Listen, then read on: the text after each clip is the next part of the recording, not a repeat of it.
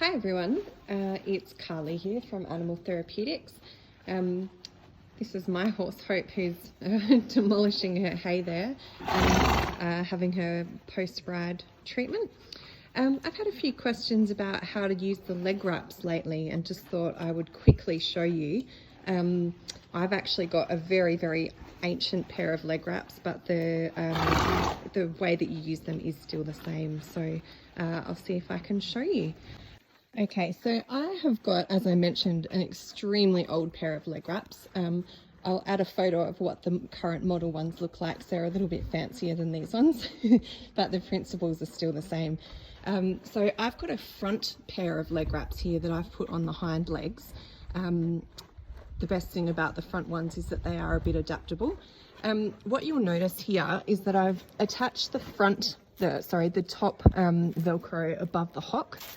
That just means that it stops them from slipping. So when the horse starts stepping around a bit, you're not going to find it down around their fetlocks.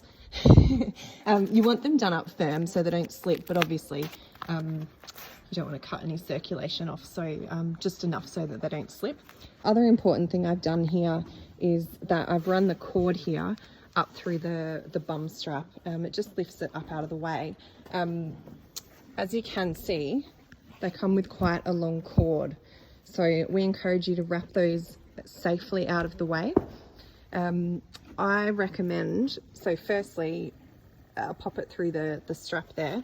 And secondly, you can also wrap the cord around the controller, the excess.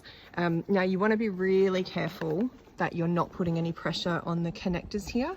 Make sure they are still nice and straight. As you know, if you break your connector, you're in trouble. So please always be really careful of those. And then you can pop them safely away like that. The other question I get a lot is where they get plugged in.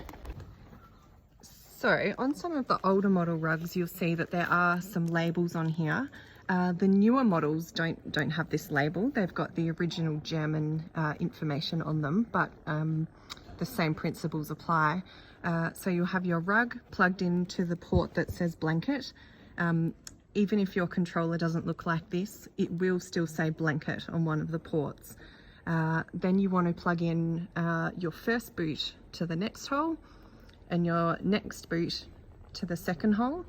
Then you want to plug in your first boot to the next hole and your next boot to the second hole.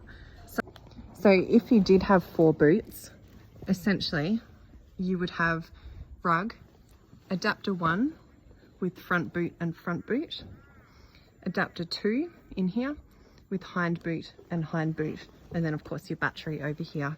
Yeah, if you do get stuck, just ask us.